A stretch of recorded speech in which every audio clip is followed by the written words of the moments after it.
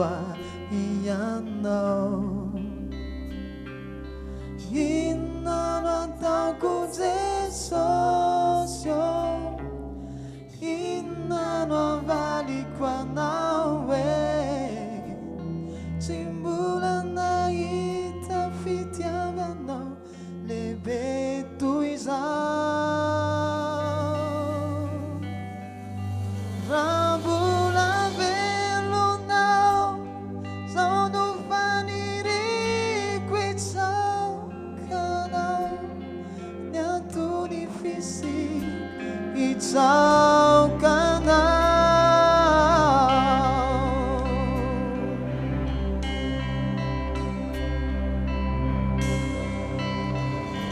itsao kana wamnya tsukure itsao kana wadaw sisifet itsao kana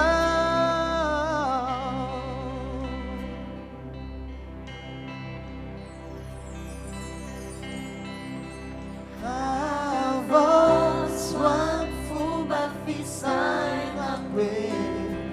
ufunde na namamina Bawugya na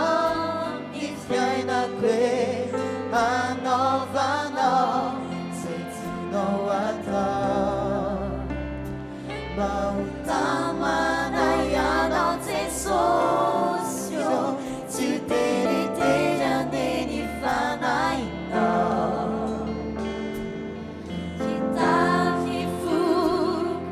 akaskiano ifinu Sambula velo now Sono faniri quitsao kana Nyantu difisi quitsao kana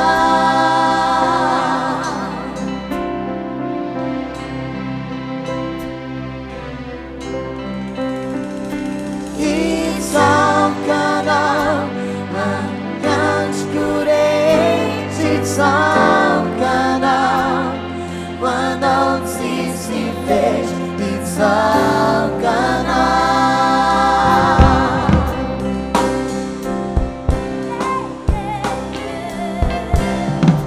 Sambula velo now Sono faniri Quitsao kana Nyantu difisi Quitsao kana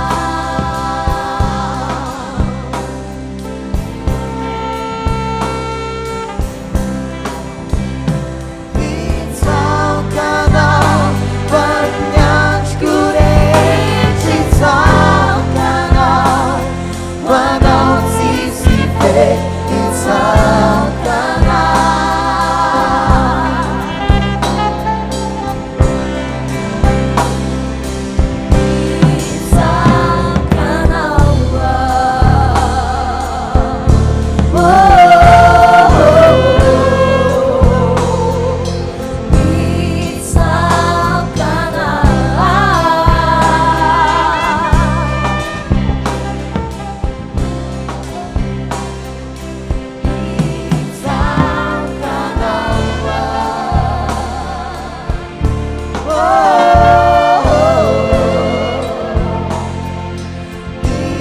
Quitsao kana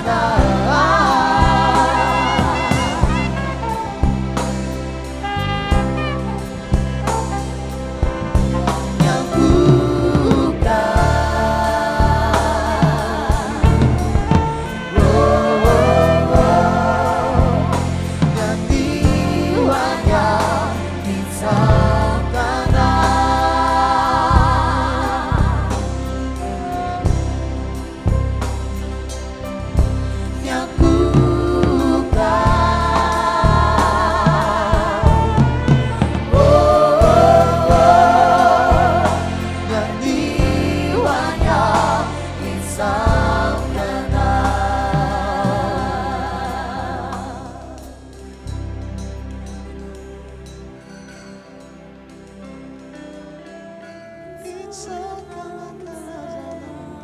Kalazaina ianao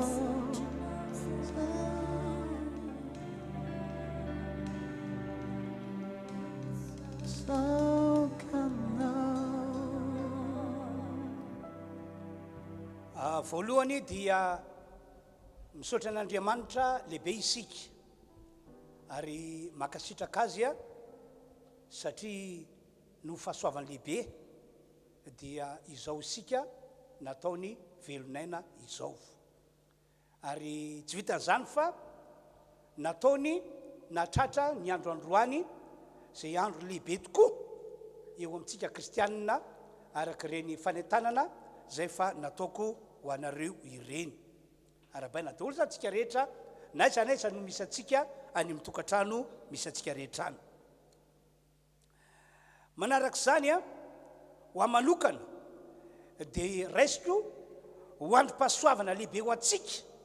ty androany ity satria amin'ny alalan'ny fotoam-pivavahana arantsika amin'ny alalan'ny Facebook amin'ny alalan'ny fandraisana ny fanasan'ny tompo zay ho tanterantsika androany ary amin'ny alalan'ny fanatitra zay ho ataontsika ihany koa amin'ny alalan'izany rehetra hitra zany a dia mino aho fa hiasa Andriamanitra hiasa ny tompontsika hiasa izy hitondra famonjena hiasa izy hitondra fanasitrany ho an'ny marary hiasa izy hitondra vahaolana ho an'izay manana olana hiasa izy hitondra fandresena mihezinezina hiasa izy hitondra fitahina ho antsika amin'izao taona diavintsika izao ka ny voninahitra moa dia ho an'Andriamanitra irery ihany noho izany aoka anompon'ny tompo tena hoe anompon'ny tompo ianao na dia tsy misy aza ny fotoam-pivavahana zay tanterantsika amin'ny trano fiangonana fa dia hoe fotoam-pivavahana amin'ny alalan'ny Facebook no ataontsika any amin'ny tokantrano misy antsika tsiraray avy ihany manarak'izany to amina daholo tsika kristianina amin'ity androany ity manomboka androany marimarina kokoa mba iray saina iray foa ivavaka mba isokafan'ny fiangonana fa tena ilaintsika zany hoe fiangonana misokatra izany afana manao fotoam-pivavahana miaraka toy ny fanao hatramin'izay araky ny didiny tenin'Andriamanitra any bokyny Hebreo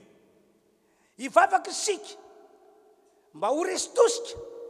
ny devoly zay nitondra ny aretina satria ny fisian'io aretina io mantsy no fotra anankiray a matoka ny trano fiangonana tsy maintsy mikatona dia ivavaka ho amin'izany a isika kristianina aoka tena hotery am-panahy tena isy fampiretana be mihitsy ao anatinao a andray anjara tena andray anjara mavitrika ivavaka anosika ny fanaratsy anosika n'izao aretina izao mba tsy hoeto amin'ity firenena malagasy misy antsika ity dia ivavaka ihany koa sika mba tena hoe isy fitahin'Andriamanitra ny firenentsika fa tsy sanatria fampitena no hitantsika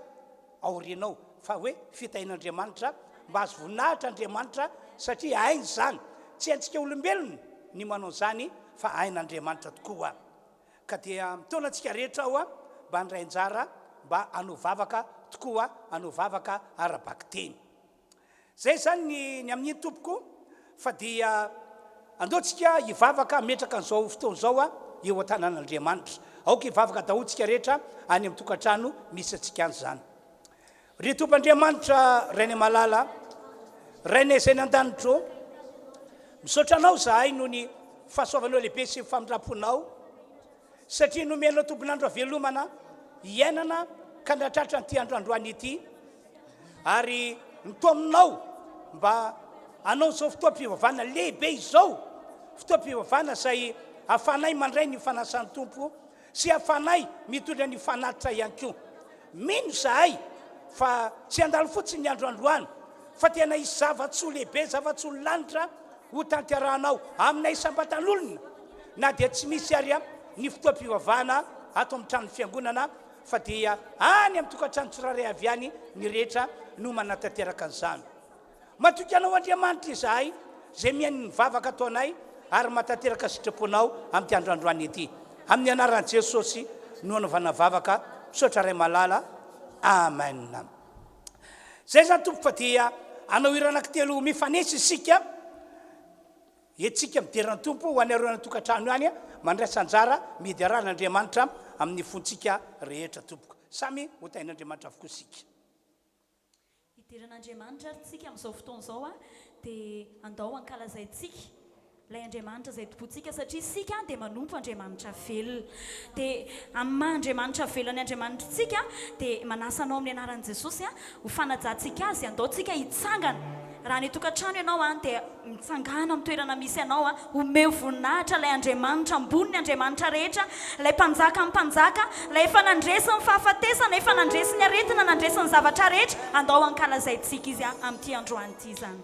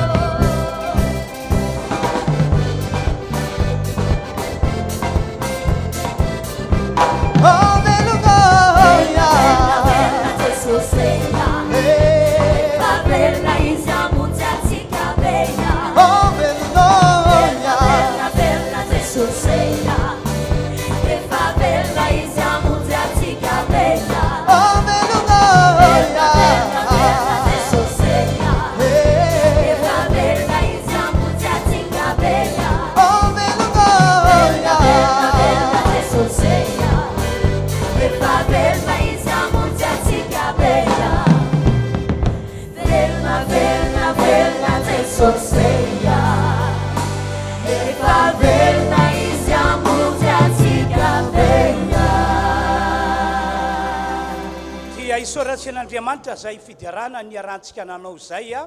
raha ohatra ka tamin'ny fontsika manontolo tokoa no nanovantsika ny fidiarana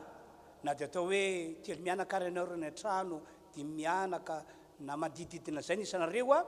ka hoe tamin'ny fonareo tokoa no nandraisinareo anjara dia inoko fa faly Andriamanitra ary isy fahasoavana ho ataon'Andriamanitra amintsika rehetra tompoko ny voninahitra moa dia ho an'Andriamanitra irery ihany a teo am-pitsangana moa nanovantsika an'izay fidiarana zay ka dia afaka maka ny toerana daholo tsika rehetra any atokantrano misy antsika any zao tsika dia tonga amin'ny fotoana zay andrenesana ny afatra andrenesana ny tenin'Andriamanitra noho zany dia andeontsika rehetra hivavaka ianareo tsiraray avy any atokantrano any dia mandraisa anjara mivavaka ho amanokana ho ammpanompon'Andriamanitra zay hitondra ny afatra mba tena hoe ho amiko tokoa ny fansora amin'ny fanahy masina ny herin'Andriamanitra ka ny afatra zay entiko dia arabaky teny afatra mitondra fanasitranana ho an'ny marary afatra mitondra vahaolana ho azay manana olana afatra mahatonga ny fiainan'ny olona ho amin'ny fombiazana ho amin'ny fandresena ho amin'ny fitahina lehibe ary afatra hitondra zao firenena malagasy misy antsika zao a ho afaka tanteraka amin'izao zavatra manjoa izao dia ianareo ihany koa nefa etsan-daniny dia mivavaha ho anareo mba hiteny aminareo Andriamanitra mba tena hoe eninareo mivantana mihitsy lay Andriamanitra miteny ka dia andeo hivavaka avy atrantsika tompoko ry tompo Andriamanitra io misaotra anao zahay amin'ny anaran'i Jesosy fa amin'izao fotoana zao dia tonga amin'ny fotoana hitondrana ny afatra na ny teninao ny mpanomponao koa dia mivavaka aminao aho Andriamanitra mamindrafo amiko ianao metehitra amin'ny famindraponao aho ka dia hiasa eo amiko anao Andriamanitra anositra an'izao lehilahy zao ianao anositra ny mpanomponao ianao ka ho fahasoavana ho an'ny olona rehetra ny teny zay toriana sy ambara amin'ity androandroany ity ary ny tsiraray ava isam-batany olona isam-pianakaviana isa-tokantrano amin'izao fotoana zao dia aoka isy famakina manokana ka ho sokafanao ny mason'ny fanahiny sokafanao ny sainy mba hahafany mandray tsara ny teninao hahafany mandray tsara miorina amin'izany teninao zany ka dia ho fahasoavana tokoa ny fiainana rehetra amin'ity taona 2024 zay diavina ity matioka eo Andriamanitra fanao zavatra lehibe anao eo amin'ny fiainanay ny tera ny ajary ny voninahitra atolotra ho anao Andriamanitra raitsyto amin'ny anaran'i Jesosy misaotra tompo amen maka toerana avy hatrany zany ianareo tompoko amaky baiboly avy hatrany isika ato amin'ny Korintiana voalohany vakitsika toko 1:20 dia vakina manomboka amin'ny 7:20 ka hatramin'ny 7:20 samy mihaino tsara ny voasoratra ianareo tsara ianareo na dia natokantrano misy anareo any ary a dia mitazona baiboly ahafahanareo manaraka tsara an'izay voasoratra ary atao fiainana mihitsy le izy fa zany ny sitrapon'Andriamanitra ho antsika manompo an'Andriamanitra io moa araka le ohatra ahafateneko amintsika foana hoe iza moa amin'ny mpamboly mpiasa tany hoe andeha ho any atsahony izy kanefa indrisy fa tsy mba nitondra angady akory tsy mba nitondra na dia antsy lehibe anankiray azy fa dia tanam-poly ny hoentina dia mitovitovy amin'izay mihitsy a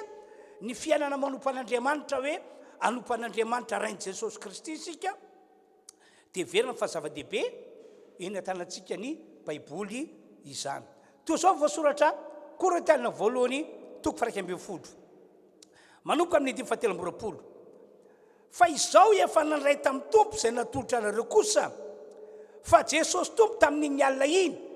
zay namadia anazy dia nandray mofo ary efa nisaotra izy dia novakiny ka ho izy ity no tenako anareo izao no ataovy ho fahatsiarovanahy dia arak'izany koa ny kapoaka rehefa nihinana dia hoy izy ity kapoaka ity no ilay fanekena vaovao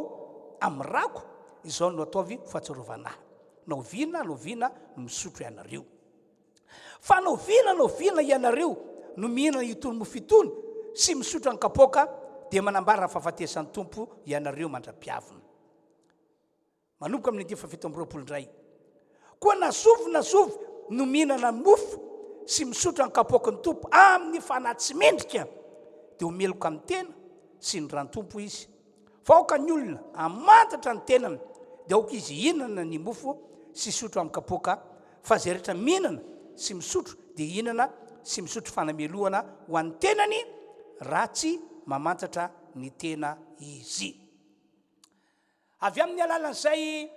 teny novakiny izay no aka fampianarana isika. Fampianarana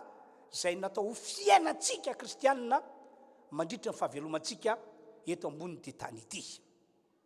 Eno tsara zao afatra entiko izao. Zava-dehibe amin'Andriamanitra tompoko ny fandraisana ny fanasan'ny tompo. Ka tokony ataontsika kristianina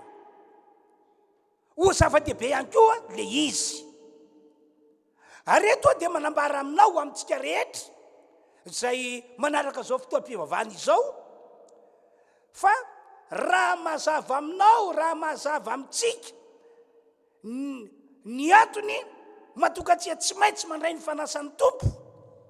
Raha mazava aminao, raha mazava amintsika ihany koa ny fahasoavana entin'izany fandraisana fanasan'ny tompo izany, indrindra moa ka hoe tena inonao le izy. Azafady, ary ataonao fototra tena hitondranao fiainanao mandritra fahavelomana eto ambony tany ity, dia ho ia hoe ho avan'Andriamanitra amin'ny olona rehetra velona eto ambony tany ity ianao. Tsy resaka izany, tsy teny fampahiresana ataoko fotsiny izany, fa tena arabaky teny ho avan'Andriamanitra ianao, ho avan'Andriamanitra isika, ho avana amin'ny olona rehetra velona eto ambony tany ity. Ositraniny ianao raha ohatra ka marary, ho fonjeny ianao raha ohatra ka ao anatin'ny olana, ho avoaka an'Andriamanitra mpandresanao raha miadrikady, ataony mahomby amin'izay ataonao rehetra ianao mandritry ny androm-piainanao ray manontolo, ho tahina arabaky teny ianao. Izany hoe raha fitenina zany dia rehefa soavana amin'ny karazana izay efa nomanin'Andriamanitra ho an'ny olona manompo azy, dia ho araradraraka Andriamanitra amin'ny olona izay manao ny fandraisany fanasan'ny tompo ho zava-dehibe, ho tena fiainana. Araradraraka Andriamanitra eo amin'ny olona izay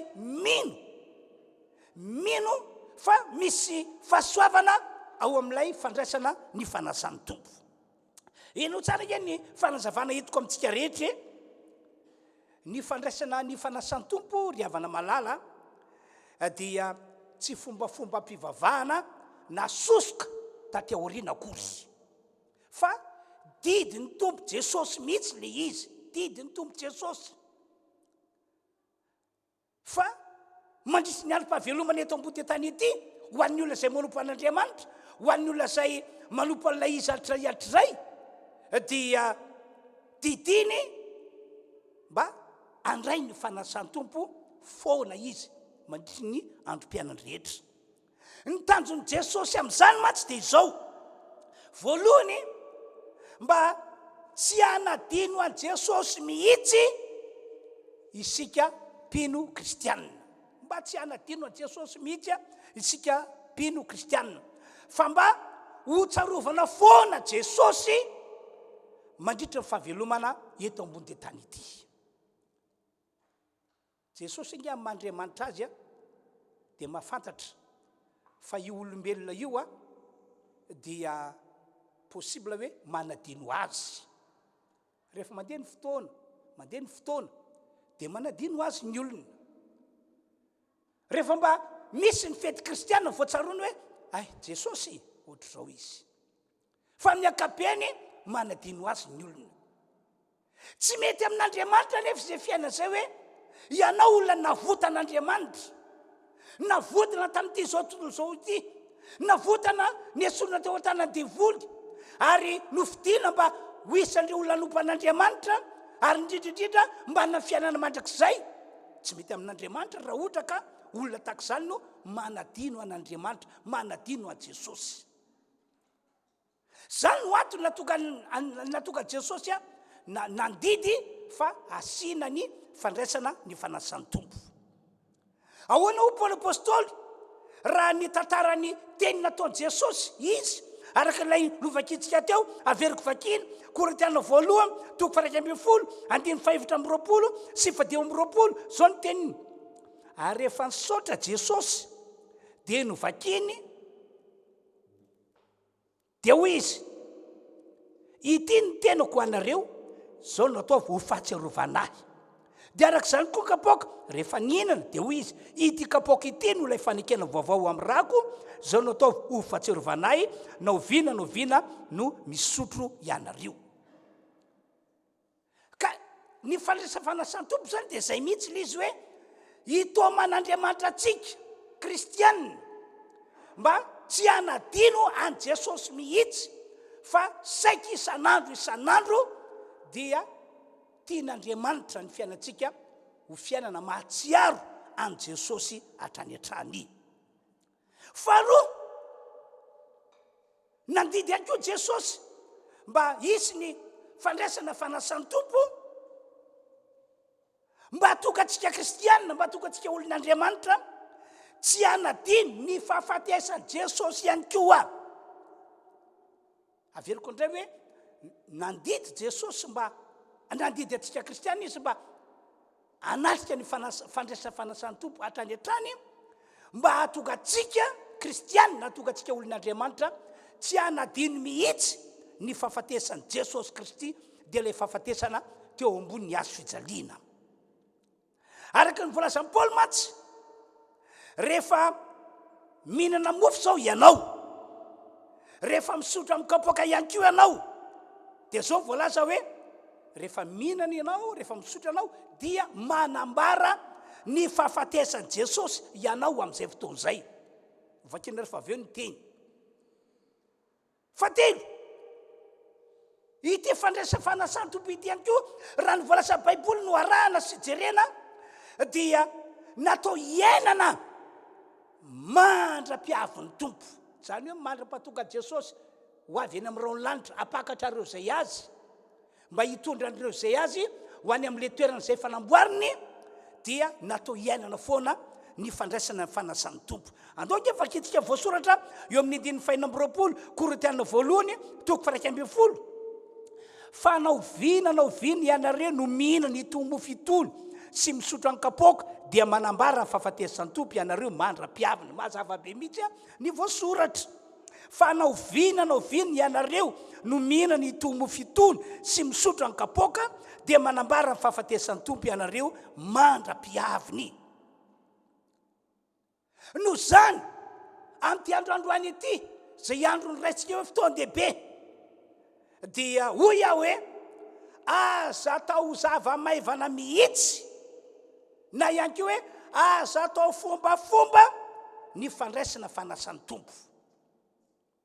Fa miankina amin'izany no hanehoan'Andriamanitra ny fahasoavana amin'ny karazany eo amin'ny fiainantsika kristianina. Aza atao zavatra maivana, aza atao fombafomba. Ary zany no antony natokany Baiboly mampianatra Korintiana 2:20 hoe andify 7:20, ko nazovy no mihinana mofo sy misotro kapoaka tompo amin'ny fanahy mendrika dia homeloko amin'ny tena sy ny rano-tompo izy. 7:20, fa aoka ny olona mantatra ny tenany dia aoka izy hihinana ny mofo sy misotro ny kapoaka. 9:20, fa zay rehetra mihinana sy misotro dia mihinana sy misotro fanamelona ho an'ny tenany raha tsy mamantatra ny tena izy. Zany hoe raha ohatra ka ataontsika zavatra maivana ny fandraisa fanasan'ny tompo, ataontsika fombafomba fotsiny ihany ny fandraisa fanasan'ny tompo, hoe mandray fanasan'ny tompo ny olona dia mba mandray ianao. Mihinana mofo ny olona ho tadidiny tena Kristy dia mihinana ianao. Misotro kapoaka ny olona mba ho tadidiny ran Jesosy Kristy dia misotro anao. Hoe fombafomba anaovanao azy tsy mety amin'Andriamanitra zany. Na ihany koa lay toetranao na lay toe-panahinao zay anatrika n'ilay fandraisana fanasany tompo no toetra na toem-panahy azo lasaina fa mampalahelo an'Andriamanitra tena satria tsy mamendrika an'Andriamanitra le toetranao le toem-panahinao dia hoy ny baiboly hoe ny olona tahaka izany a dia lasa mihinana sy misotro fanamelohana raha tokony ho izy lay mofo hohaniny tandidony tena Jesosy le kapoaka sotroina tandidony rano Jesosy raha tokony ho izy hoe matoka fahasoavana be deaibe eo amin'ny teny lasa fanohitra amin'izany zavatra mitranga raha ohatra ka ataontsika zavatra maivana ny fandraisana fanasany tompo na ihany koa ataontsika fombafomba na ihany koa lay toetra na lay toem-panahintsika toetra sy toem-panahy tsy mendrika no andraisana azy toetra sy toem-panahy tsy mame vonatra an'Andriamanitra no andraisana azy dia tsy mety zany ry havana malala tena tsy mety mihitsy zany dia iaraka nambarako teo a ny olona zay mihinana mofo zay tandido ny tenina Jesosy Kristy amin'ity androandroany ity ary ny olona zay misotro ny kapoaka zay tandido ny rano Jesosy Kristy amin'ity androandroany ity dia manambara ny fahafatesany tompo izy zay zany a vetikevitra lehibe hoe manambara ny fahafatesany tompo zany ianao a rehefa mihinana mofo na misotro amin'ilay kapoaka dia fantaniana petraka dia zao inona tokoa moa ny zava-miafina ao ambadika ilay fahafatesany Jesosy no dia misarika antsika Jesosy mba anambara ny fahafatesany amin'ny alalan'ny finanana mofo na amin'ny alalan'ny fisotroana kapoaka voalohany ry havana malala araka ny voalaza amin'ny bokin'ny Petera voalohany toko faharoa andiny fefatra amby roapolo araka ny voalaza amin'ny bokin'ny Jaona voalohany toko fahatelo andiny fadimy fa tamin'ny alalan'ny fahafatesany Jesosy Kristy teo ambony azo fijaliana no nitondrany ny fahotan'ny olombelona rehetra velona eto ambony ty tany ity ataoke vakitsika ny voasoratra Petera voalohany toko faharoa andiny fefatra amby roapolo zao voalaza manao hoe ary izy nitondra fahotantsika tamin'ny tenany teo ambony azo mba ho fatiny amin'ny ota isika fa ho velona ny amin'ny fahamarinana dia vakitsika ihany koa ilay Jaona voalohany toko fahatelo andiny fadimy ary fantatrareo fa Jesosy no naseho anesitra ny ota ary tsy mba misy ota ao aminy mazava be mihitsy voasoratra Jesosy hoy ny baiboly no nitondra ny fahotantsika tamin'ny tenany teo ambony azo fijaliana tonga Jesosy hoy ny baiboly mba hanaisitra ny fahotantsika zanak'olombelona velona eto ambony ty tany ity zao mantsy Andriamanitra dia mahafantatra fa tsy misy olona mahay manafaka ny tenany amin'ny fahotana tsy misy olona mahay manafaka ny tenany amin'ny fahotana Jeremia toko fahatelo amby folo andiny fahatelo amby roapolo no manambara izy zany ahoana ny voasoratra moa mahova ny ody vany ny Etiopiana na mahova ny sorany vany ny leoparda raha izany ozy dia afaka manao tsara ihany koa nareo zay mpanao ratsy fanoharana mazava be mihitsy no nataon'Andriamanitra nampitorena Jeremia fa ny Etiopiana tsy afaka manova ny odiny hoe ho ataony lasa mavomavo na ho ataony lasa fotsifotsy tsy mahay an'izany ny leoparda ihany koa tsy mahay manova ny sorany hoe atao ranoray fa raha mahay manova ny odiny ny Etiopiana na mahay manova ny sorany leoparda ho ny baiboly araka ilay fanoharana ataon'Andriamanitra dia afaka manao tsara ihany koa ny mpanao ratsy rehetra tsy misy olombelona mahay manafaka ny tenany amin'ny fahotana na inona ezaka ataony na inona fomba ataony tsy misy olona ihany koa mahay manafaka ny fahotan'ny namany na mahay manafaka ny fahotan'ny sasany tsy misy olona na iza io ho antsika eto malagasy sao a na ho avy ary ifandiby reo olona avy any ampitany ranomasina any hoe tonga manafaka ny fahotanao anafaka ny faratsianao tsy mahay an'izany mihitsy izy tena tsy mahay arabaky teny tsy misy ihany koa fivavahana na hery hafa eto ambony ty tany ety mahay manafaka ny olona ny fahotana be deaibe ke karazam-pivavahana misy eto ambony tany e tena be deaibe mihitsy fa rehefa tena ranao akaiky ny zava-misy a dia tsy mahay manafaka ny fahotany olona ireny tena arabaky teny tsy mahay manafaka ny fahotany olona ireny tsy misy fa kosa ny fahafatesany Jesosy Kristy teo ambony azo fijaliana dia tena magaga tena matalanjona satria misy hery manafaka ny olona amin'ny fahotana zay le voalaza amin'ny Petera voalohany toko faharoa dia fefatra amby roapolo hoe Jesosy tamin'izy nombonina teo ambony azo fijaliana novonoina teo ambony azo fijaliana tamin'ny alalan'izany no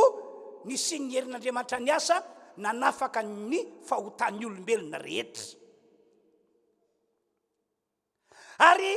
lay fanafahany Jesosy ny fahotany olona amin'ny alalan'ny fahafatesany dia tena voapirofo fa tsy hoe resaka na onohono fa tena voapirofo amin'ny alalan'ny fatogavan'le olona lasa manana fiainana vaovao voapirofo zay mahatonga Paoly apôstôly ny teny amin'ny Korintiana faharoa toko fadimy andiny fafito ambin'ny folo manao hoe koa raha misy olona ao amin'ny Kristy dia olom-baovao izy efa lasa ny zavatra teo aloha ndreo efa tonga vaovao ireo efa tonga vaovao ireo tonga olom-baovao le olona tonga manana fiainana vaovao le olona koa na iza zany a amintsika rehetra ho anareo rehetra ny tokantrano any ka hoe nino a Jesosy fa izy no tompo sy mpamonjy ity zao tontolo zao ity nandray an Jesosy nanolo-tena ho an Jesosy nampandrosan Jesosy mba hitoetra ao anaty raha vo miroso amin'izay dingan'izay ny olona anankiray dia misy herin'Andriamanitra magaga tena herin'Andriamanitra magaga tsy sakatra saina miasa amin'le olona manesitra ny fahotan'le olona ary mahatonga le olona manana fiainana vaovao ny tenako moa dia vavolombelona zany ary mijoro eto anatrehanareo fa tena manafaka ny fahotana tokoa ny fahafatesany Jesosy teo ambony azo fijaliana mahatonga fiainana vaovao ho an'ny olona tokoa ny fahafatesany Jesosy teo ambony azo fijaliana zay zany zava-miafina voalohany ary everiko fa tena lehibe raha ny voalazan'ny Baiboly ny jerena ka noho zany ho antsika rehetrarehetra zay mandre azo afatra zao na iza efa mba nanao zay azonao atao ihany anao ny nanova fiainanao ratsy ho lasa tsara efa mba nanao zay azonao atao ihany anao ny mba hoe andeha iova amin'izay ho amin'ny fiainana vaovao be dia be matsy ny olona no tahaka zany e hitako zany henoko zany matetika moa rehefa tonga amin'ny farantaona dia mivoadivoady ndray mpianakaviana zay manana toetra sy fitondran-tena ratsy voadivoady eo anatrehan'ny vady aman-janany hoe matokena rehefa dada vaovao ity ho avy ny taona vaovao ka dia matokena rehefa dada vaovao ity be dia be ny olona tahaka zany ary dia indro tokoa fa vaovao izy lasa ny herinandro mbola vaovao lasa tababola mbola vaovao tsy tapitra akory ny ray volana dia verina fanao teo olondray izy verina amin'ny adalany teo olondray izy aiza le voady inga dia manambara fa mangetahety izy mba teo lasa olom-baovao izy fa saingy zay moa le nambarako hoe tsy misy olona mahay manafaka ny tenany amin'ny fahotana ary tsy misy olona mahay manova olona ka hoe mahafaka ny olona namany ho afaka amin'ny fahotana tsy misy fivavahana hafa na hery hafa mahafaka ny olona amin'ny fahotana be dia be mihitsy ny olona mitahaka izany manatona pisikity manatona mpanandro mba karakara hoe ty zanako lahy ty fa tena tsy afaka toaka mihitsy mba karakara hoany ty zanako lahy ty fa tsy afaka fifona rongony mihitsy mba karakara hoany ty zanako lahy ity fa tena tsy zakana iray aman-dreny a niditra sy ny adalàna fa tsy misy olona mahay manova olona mahafaka olona fahotana ary tsy misy hery hafa ary tsy misy fivavahana hafa mahay manova olona mahafaka olona amin'ny fahotana fa ny finoanan'i Jesosy Kristy zay maty teo ambony hazo fijaliana nalevina natsagan'Andriamanitra tamin'ny maty zay ihany no mahafaka ny olona amin'ny fahotana mahatonga ny fiainan'ny olona lasa fiainana vaovao faharoa ihany koa anisan'ny zava-miafina ao ambatin'ny fahafatesan'i Jesosy ka natonga Jesosy nanao didy fa tsy maintsy asiana fanasany tompo mandra-piaviny dia ity araka ny voalaza amin'ny boky ny Hébreu toko faharoa andimy fa efatra amby folo fa tamin'ny alalan'ny fahafatesan'i Jesosy Kristy teo ambony hazo fijaliana no nentin'i Jesosy nentin'Andriamanitra nandringana an'ilay manana ny herin'ny fahafatesana dia ny devoly araka voalaza soratra masina mantsy ny devoly no fototry ny fahafatesana ny devoly no manana ny herin'ny fahafatesana ary nanjakazaka mihitsy izy teto ambony tany ity ain'Andriamanitra mihitsy a zany fisehon-javatra izany no zany tsy maintsy nampandalovin'Andriamanitra fahafatesana Jesosy dia le fahafatesana narana Fotoam-bavaka dia le fahafatesana teo ambony hazo fijaliana satria ino ny lala tokana lalana tsara indrindra hitan'Andriamanitra fa mety ahafahan'Andriamanitra mandringana an'ilay manana ny herin'ny fahafatesana dia ny devoly raha ny voalaza ny baiboly tokoa nge riavana malala dia tena manana ny heriny sy ny fahefany ny devoly ary tsy misy olombelona mahatohitra devoly na maharesy devoly zany tsy misy olombelona fa tena manana ny heriny manana fahefany ny devoly fa ankehitriny kosa zay le fahasoavana lehibe zay le fahasoavana ao ambatin'ny fahafatesan'i Jesosy Kristy no Jesosy Kristy maty teo ambony hazo fijaliana no Jesosy Kristy maty teo ambony hazo fijaliana dia lasa mitsimbatika ny tantara rehetra afaka mandresy devoly daholo zay rehetra mino an Jesosy ho tompo mpamonjy zay rehetra nandray an Jesosy zay rehetra nanome toerana Jesosy ao anaty indrindra moa ka hoe mino le olona fa maty Jesosy dia nalevina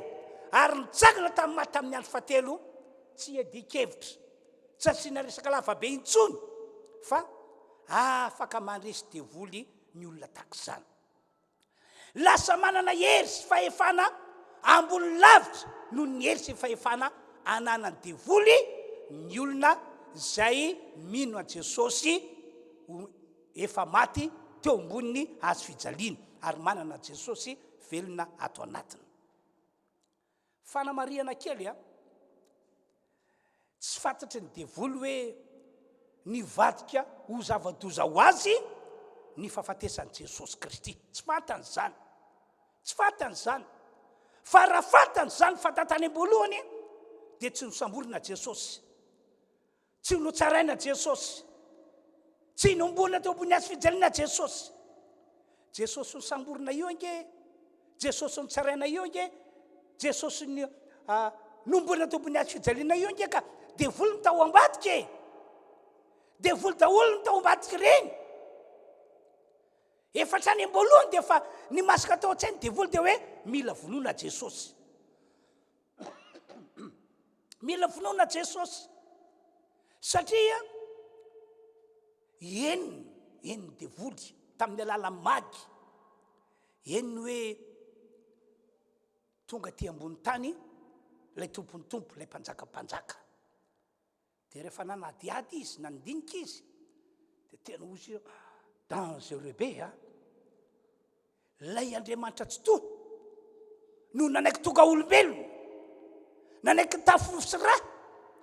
dia nidina tety ambony tany dia inona indray ary ny tena antondiny tety ambony tany an-danitra isika teo alohany devoly ny esorony tany an-danitra na zay raha tety ambony tany zao ndray tonga ty ambony tany izy fa tsy miendrika mahandriamanitra azy fa endrika maha-olombelona mitafinosy raha. Inona reny tena programany e? Inona reny tena tanjony e? dia ny kiondo ny devoly rehetra kiondo farany tonga atao an-tsain'izareo hoe ory zalahy andao vonono faty io afaka no faty mantsisy satria tsy mitafy ny mahandriamanitra azy fa mitafy ny famandra tahaka ny olombelona. Afaka possible afaka ny matytsika io andao vonono. Dia zay nge no antony natokany Herode naniraka andreto magy hoe mandeha ihany hoe ry zalahy mba fotopotolo kely momba zany zazalahy zany olona terako mpanjaka izany. Ianareo moa andeha hanalitra miora, andeha hanalitra volamena sy volafotsy, andeha hanalitra zavamanitra any aminy, andeha ekokany aminy mba fotopotolo kely ry zalahy fa dia mba miverena ty amiko aty fa izaho ihany koa mba hanao tahaka ny ataonareo. Kanefa tsy zany fa ny amototra hoe aiza misy an'ilay zaza, aiza misy an'ilay zaza teraka ho mpanjaka, aiza misy an'ilay zaza ho teraka ho mpamotsy aty zao tontolo zao ty, fa ho volohany zany zaza zany. Kanjo moa araka voalaza amin'ny baiboly a dia notoloran'Andriamanitra saina ny magy hoe aza miverina any amin'ny Herode mihitsy anareo fa mikasainy hamony zaza izy. Dia tsy mipotra ny magy. Dia tao ambatik'izay indray a toloran'Andriamanitra saina Josefa sy Maria hoe eto miala eto tanàna, miala eto tanàna ianareo, eto makany andositra, eto mandositra any Egypta ny zaza fa mikasa mono azy Herode. Dia voly tao ambatik'izany hoe vonoa io. Kanjo moa tsy tafitany devoly le izy. Ny magy tsy niverina, Jesosy sy ny ray aman-dreniny efa lasa tany Egypta. Rombotra tamin'izay ny devoly tamin'izany, rombotra dia rombotra, tezitra tena tezitra. Ary zany no antony natokany Herode nandray décision tamin'izany fotoan'izany hoe tsy maintsy vonoana ny zazakely rehetra latsaka ny roa taona eto amin'ny tany sy ny fanjakana fa raika amin'ireo lay zaza lay voalaza hoe terako mpanjaka, lay zaza voalaza hoe mpamonjy ity zao tontolo zao ty. Dia ny vonoana ny zazakely rehetra latsaka ny roa taona. Fa tsy tafiditra tao anatin'izany Jesosy satria efa nalefan'Andriamanitra nandositra tany Egypta izy. Dia vita moa iny. Dia nyonona ny fon'ny Herode, ny fon'ny devoly nyonona hoe efa maty zay izy. Efa maty zay izy. Ho hitantsika ndray fa nitony tantara. Kanjo taona vitsivitsy tateo aoriny niseho tamin'izay Jesosy arak'ilay mission nandran'Andriamanitra ray azy. Niseho Jesosy nanasitrana ny marary, nanafaka ny olona voafatry ny devoly, nanao fahagagana, nitondra famonjena. Dia tonga saina ny devoly, ory zalahy, raha manao katsikatso taona isika,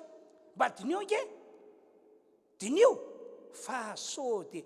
ity ary lay voalaza hoe teraka ho mpanjaka,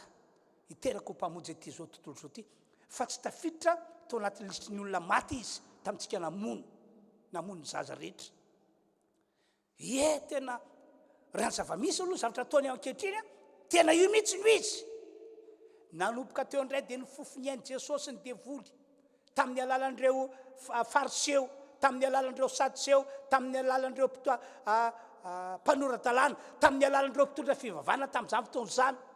Ny devoly mihitsy no nanafika ny sain'ny olona mba hanohatra an' Jesosy, mba hisambotra an' Jesosy, mba hamono hafaty an' Jesosy. Dia tamin'ny fotoana farany indrindra moa tonga raha teo ny fotoanan'Andriamanitra dia voasambotra Jesosy. Dia nitsaraina Jesosy, dia nivoaka didim-pitsarana, dia nomelona ho faty Jesosy. Ary nolay devoly tena fa masaka tao an-tsainy hoe hamona Jesosy. Dia nanao zay namporosianany olona rehetra izy vono io. Na dia fankasa ary Pilato hoe tsy hitako izay eloka vitany, tsy hitako izay fatsony, araka fanaotsika misy olona votsitra amin'izao akatoko mipasika izao, hony olona omboy vonoy tsy fantatry ny devoly matsy fa io fahafatesan'i Jesosy io dia mifono zava-miafina.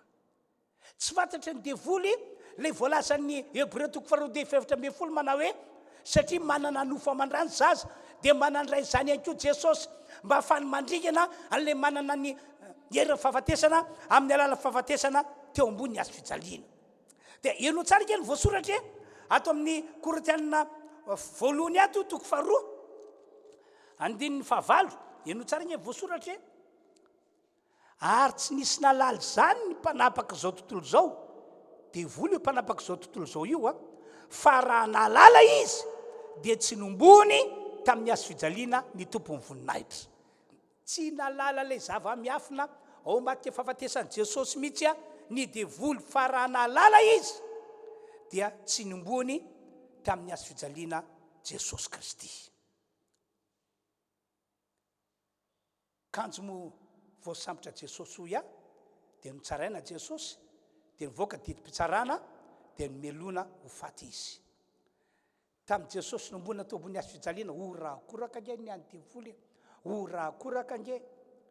raha ny fomba fiaina amina ankehitriny no jerena dia tena nisy baolina populaire mihitsy tamin'izany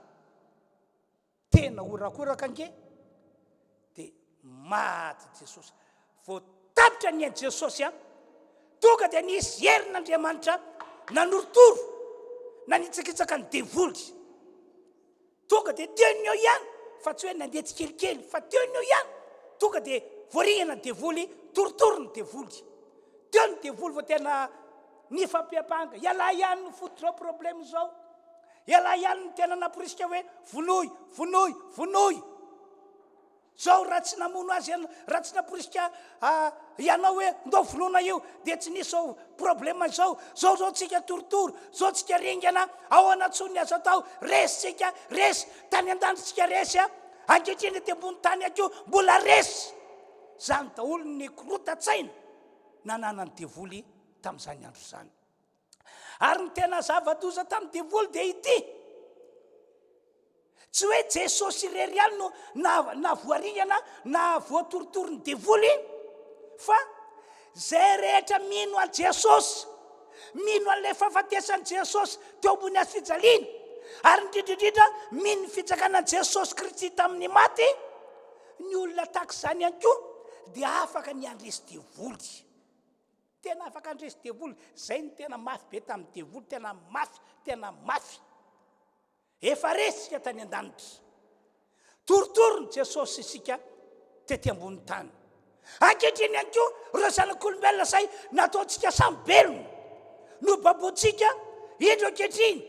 manana fahefana manorotoro antsika ihany koa izy manana fahefana mandresantsika ihany koa izy tena tsy zakany devoly zany tena tsy zakany ny any sisa nataon'ny devoly dia ny mitona ny olona mba tsy ino fa efa maty Jesosy ny mitona ny olona mba tsy ino fa efa tsangana tamin'ny maty Jesosy zay sisa ny azony atao dia nalefa ny devoly zay tsao zay nanomboka tamin'ny fotoana nitsanganan'i Jesosy Kristy tamin'ny maty dia nalefa ny devoly zay tsao zay andokeke vaketsika ny tantara ato amin'ny Matthieu 20 dia zao ny voalaza manomboka amin'ny 1:20 zao ny voalaza ary noho nandeha izy ireo indreny ny mpiambina sasany nakany tanàna ka nilaza tamin'ny lohampisorona ny zavatra rehetra zay vao niseho ary rehefa niambina izy mbany olona dia niara-ny hevitra ka nanome vola be ny miaramila tamin'izany zany dia efa nisy ny kolikoly nisy ny tsolotra nisy ny famezana vola fa tsy hoe vao tamin'izao taonjato fa 20 taona rehefa telo misy antsika zao akory nisy izany 20 ary nanao hoe lazao hoe ny mpianany no tonga alina ka nangalatra azy raha sendra natory izahay ary raha misy milaza izany amin'ny gouvernoura izay dia ampanaiky azy ka anao izay tsy ampaninona anareo dia nandray ny vola izy ka nanao araky ny teny nomeny azy ary zany teny zany dia naheliny jiosy mandrak'androany zay se ny azony satana atao azony devoly atao hoe aelezony tsao mba tsy ny olona ny fahafatesany Jesosy indrindra fa ny fitsakanany tamin'ny maty. Zay se ny atsika atao ny devoly sy ny ekipany rehetra. Ry havano mifony zava-miafina tahak'izany ny fahafatesany Jesosy. Ary zay matoka Jesosy mandidy atsika mba andray ny fanasany tompo. Amin'izay fotoan'izay dia isika ny mandray fanasany tompo isika dia manambara fahafatesany tompo hatrany hatrany. Dia ilay fahafatesana fototra matoka tsika zanak'olombelona lasa manana tantara vaovao eto ambony ty tany ity. Omena tompany ny tera sy ny aja ary ny voninahitra. Noho izany mbola mafisiko amintsika rehetra, mafisiko amintsika rehetra, mafisiko amintsika rehetra mpino kristianina maneran-tany sy manaraka zao Facebook zao manaraka zao fotoam-pivavahana zao dia ty aza atao zavatra maivana ny fandraisana ny fanasany tompo. Aza atao fombafomba mpivavahana, fombafomba mpiananao ny fandraisana ny fanasany tompo. Ary tandremo raha mandray fanasany tompo anao mba tsy ho amin'ny toetra na toepanahy tsy mendrika, toetra sy toepanahy tsy mame vonatra an'Andriamanitra ny andraisanao ny fanasany tompo. Aoreno ao am' Jesosy sy ny fahafatesany ary ny fitsakanany tamin'ny maty isan'andro mandritry ny androm-piainanao ny fiainanao manontolo amin'ny alalana zao fandraisana ny fanasany tompo izao. Fa miankina amin'izany no andrarahan'Andriamanitra andreo fahasoavana amin'ny karazany mba ho tanteraka amintsika zay mino an Jesosy, zay nandray an Jesosy, zay manana Jesosy eo amin'ny fiainany manontolo. Ary farany amin'ity androandroany ity dia mampahiranareo sy manentana antsika rehetra mpino kristianina zay manaraka zao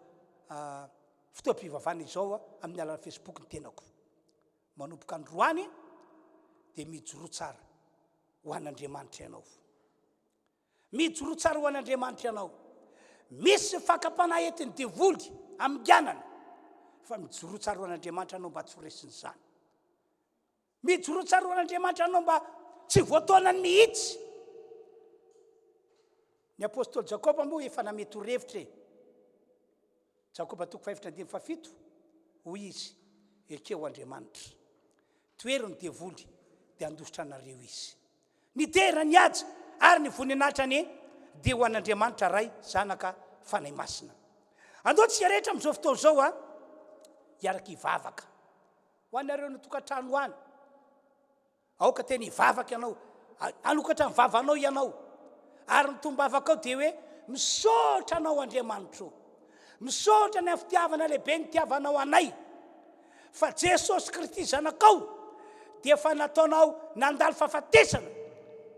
mba ho famonjenao anay zanak'olombelona ho afaka amin'ny fahotana. Nataonao nandalo fahafatesana mba tokana zanak'olombelona manana toerana ambony lavitra no toerany devoly, manana fahefana ambony lavitra no fahefany devoly. Misaotra anao Andriamanitra, raha vao mivavaka anao ka misaotra an'Andriamanitra, tsofoko rano iserin'Andriamanitra hitosaka eo aminao ka tena ho arabaky teny dia takizay nambarako izay mihitsy no hitondran'Andriamanitra ny fiainanao ho afaka amin'ny fahotana ianao ary hitsibatra tantara le devoly zay nandiha teo tapondohanao teo aloha,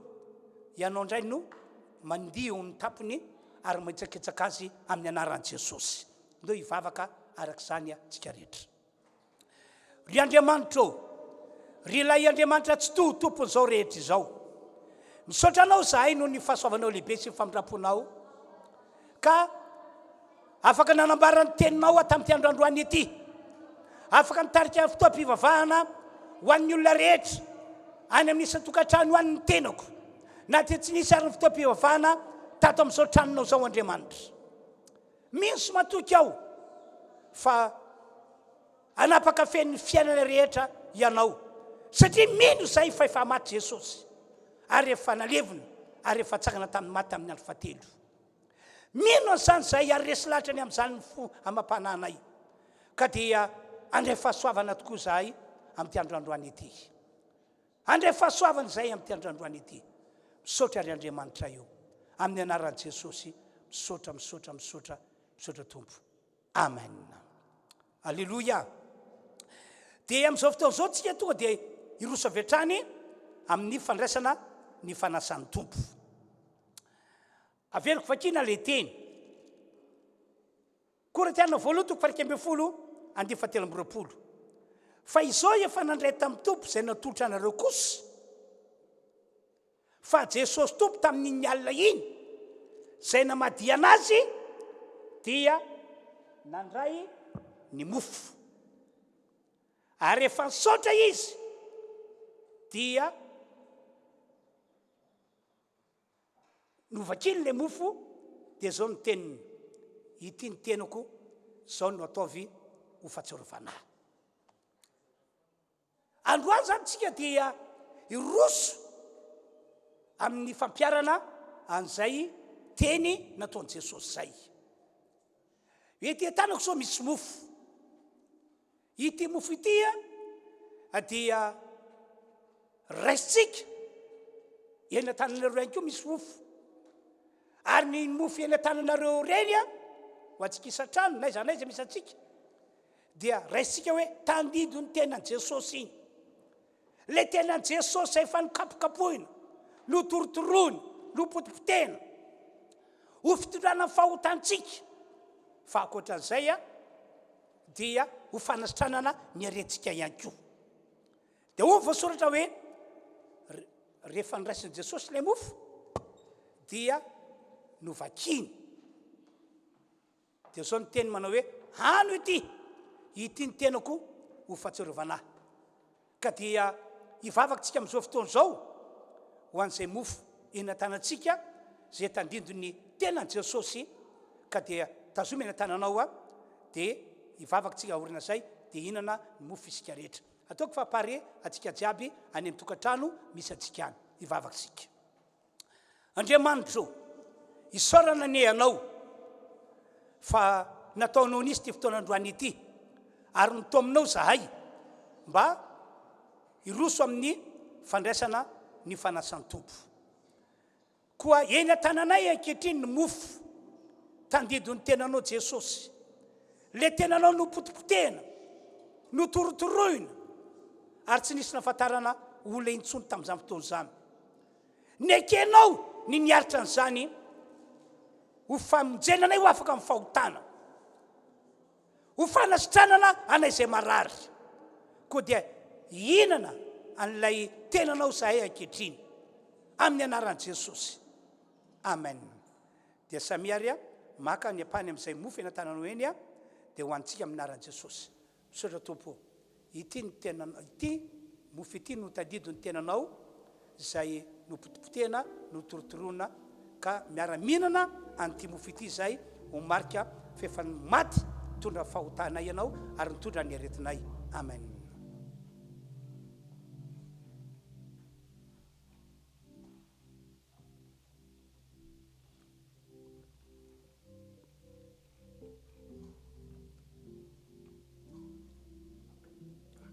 Dia amin'ny 5:20 indray. Dia araka izany koa ny kapoaka rehefa ninana dia hoy izy, hoy Jesosy, ity kapoaka ity no ilay fanekena vaovao amin'ny rako, izao no ataovy ho fahatsiarovanahy, naoviana no misotro ianareo. Averiko vakina le teny. Dia araka izany koa ny kapoaka rehefa nihinana dia hoy izy, ity kapoaka ity no ilay fanekena vaovao amin'ny rako, izao no ataovy ho fahatsiarovanahy, naoviana no misotro ianareo. Izany hoe Jesosy Kristy zany dia nandatsaka ny rano teo ambony hazo fijaliana. Tsy noresana teo moa le izy fa fony fotoana. Ary ny rano Jesosy nalatsaka iny no natao ho famelana ny helokontsika zanak'olombelona. ary io fampihavanana atsika zanak'olombelona amin'Andriamanitra. Ary zay matoka atsika hoe zay mino an Jesosy, zay mandray an Jesosy, zay mino an'ilay fahafatesan Jesosy to ambony hazo fijaliana na rana raha latsaka, dia omen'Andriamanitra famelan-keloka ary eken'Andriamanitra olona vita fihavanana amin'Andriamanitra. Ary zany matoka amin'ny Baiboly mampianatra hoe mitandremy ianareo aza manaiky hampangainy devoly, aza manaiky hampangainy devoly na mielohana, fa ao amin'ny Jesosy tsy misy intsony ny fanemelohana, ary eo amin'ny Jesosy Andriamanitra no manamarina atsika mamaim-poana tahaka ny olona tsy mbola nanota. Sotroinareo ity ny rako Jesosy, le fanekena vaovao izay nalatsaka famonjena amin'ny maro. Ka dia raiso eny an-taninareo ihany koa ny kapoaka na ny divay zay tadido ny rany Jesosy fa hivavaka isika. Andriamanitra eny an-tananay ihany koa ny kapoaka misy ny divay tandido ny ranao Jesosy, le nalatsaka ho famelan-keloka ho fampihavanana anay zanak'olombelona aminao Andriamanitra. Ankehitriny dia mandray an'izany-kapoaka izany ho tandido ny ranao izay Jesosy, ka dia sotroinay izany amin'ny anaran'i Jesosy. Samia misotro ahy tompoko.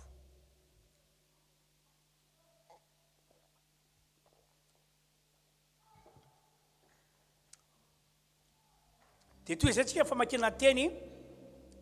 fanoviana ianareo nomeny tombo fitony sy misotro kapoaka dia manambara fahafatesan'ny tompo ianareo mandra-piaviny.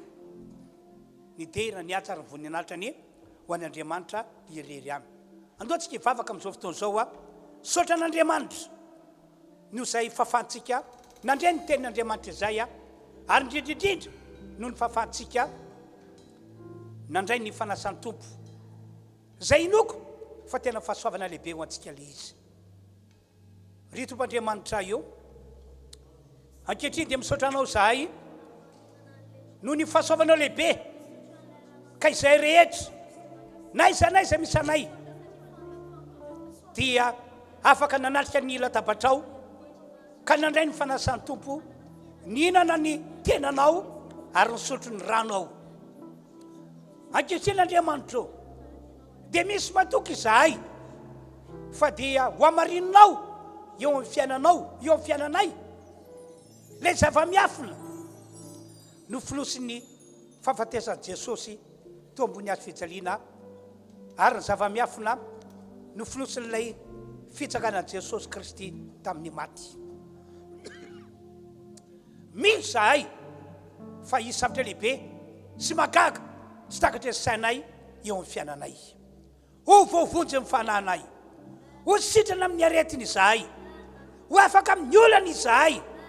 hivoaka mpandresy izahay, hanana fiainana mahomby sy voatay izahay, ary hiraradraraka aminay olonao ny fahasoavana amin'ny karazana. Ary amin'izao fotoan'izao dia tonononay manokana amin'ny anaran'i Jesosy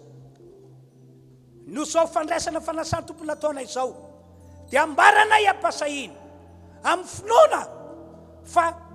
ho ahafahana ihany koa ny firenena malagasy, ho ahafahana amin'ny gadra ny devoly sy ny zavatra ratsy rehetra netiny teto amin'ity Madagasikara ity. Isaorana anao Andriamanitra lay tsy miova omaly sy anio ary mandrakizay. Amen. Ny voninahitra dia ho an'Andriamanitra irery ihany tompoko. Anao hira anankiray isika amin'izao fotoan'izao mialohan'ny hidirantsika amin'ny fandarana manaraka. Hidirana tompo isika samy mandray anjara mihira ho azy.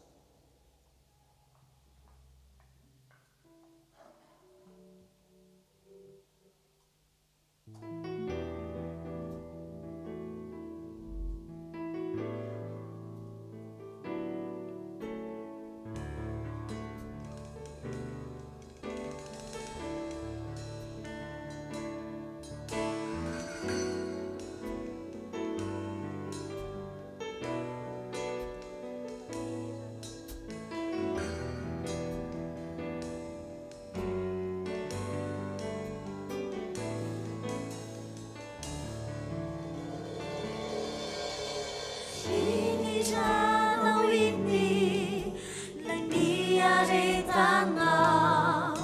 ilay azo fijaliny lay mafitaminao fa ianao ireny ianao ihany no navidy izany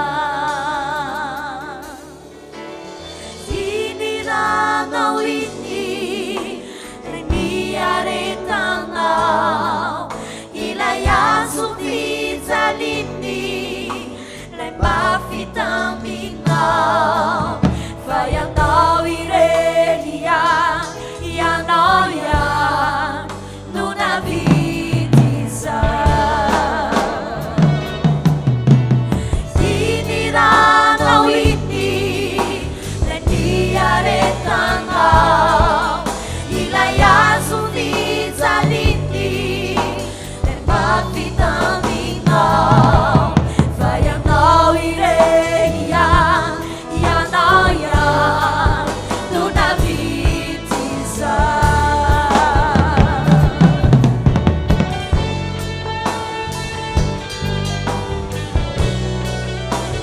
Sotra Jesus, sotra non è famiglia, sei la tua che mi ascoltani. Sotra non è ammirano, sei razza che te mi ascoltani. Pagessa e ammirana grana, e allora rianna vita inirana winni, e diaretana, ilay azo fijaliny mafitaminao fa ianao ireny ianao ihany no navidy izany iniranao iny diaretanao ilay azo fijaliny lay mafitaminao fa ianao ireny ianao ihany no navidy izany fa ianao ireny ianao ihany no navidy izany fa ianao ireny ianao ihany no navidy izany dia omena tompony dera sy niatsa ary nivoninahitra tamin'ity androandroany ity amin'izao fotoana izao tsika dia roso amin'ny fanaterana ny fanatitra zay moa no efa nambarako taminareo tamin'ny herin'ny androany ary nanaovako filazana manokana tamin'ny alalany FB ihany koa le izy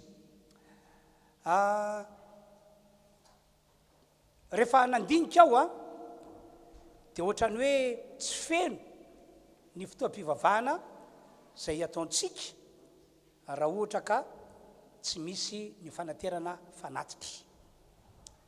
ny baiboly ray teo moa ny bokiny Deutéronomie ihany dia manamafy hoe aoka tsisy foana tsy hitondra fanatitra eo anatreny Jehova ianareo marina fa nazatra antsika dia ao anatin'ny fotoam-pivavahana iombonana no anokanantsika fotoana hitondrana fanatitra fa zao moa no ny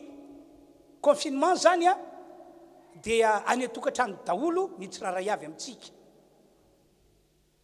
kanefa tsika zany zao androany manarika fotoam-pivavahana lehibe na rahana fandraisa fanatsan'ny tompo dia veriko fa mety raha ohatra ka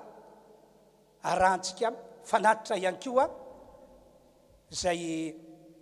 fotoam-pivavahana na rahantsika androany zay dia samy mitazona fanatitra ary itsika rehetra ny atokantrano any fa hivavaka ho anareo aho zay fanatitra nomaninao dia tazominy atokatrannao tondray fotoam-pivavahana Alahady na fotoam-pivavahana andavanandro tantiarantsika te-piangonana reny mihitsy no anaovanao azy alaivo le fanatitra hivavaka tsika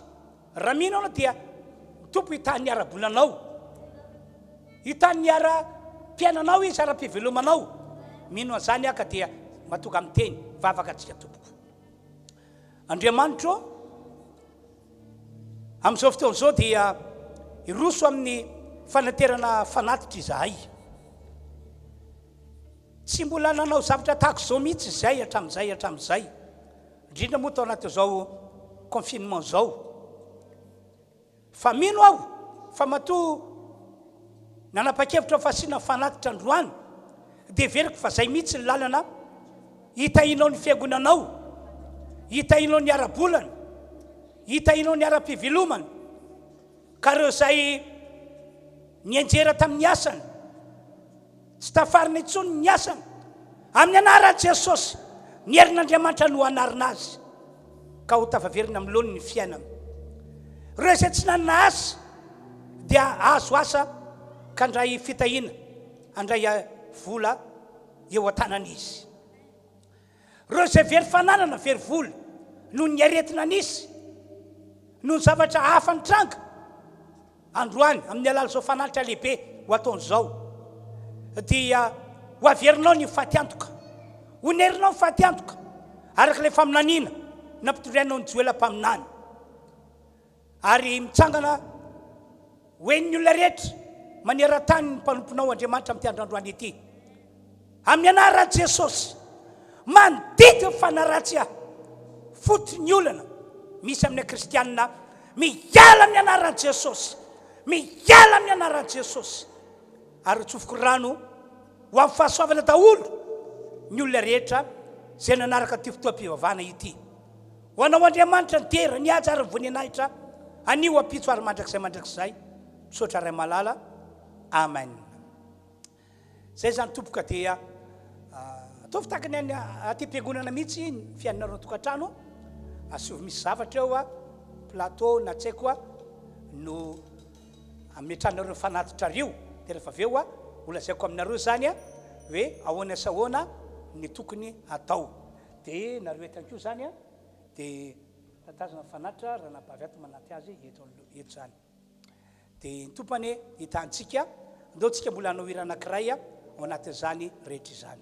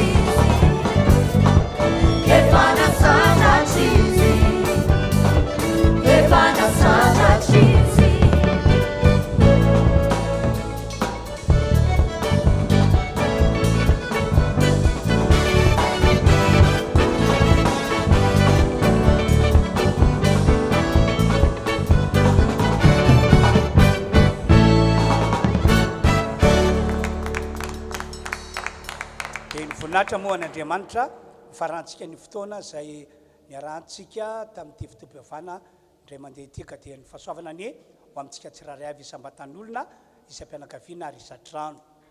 satria nanao fanatitra moa zany tsika reto Antananarivo nareo ka possible aminareo dia afaka mamonjy aty amin'ny foiben'ny RHEFI Androndrakely ianareo tondra zay fanatitra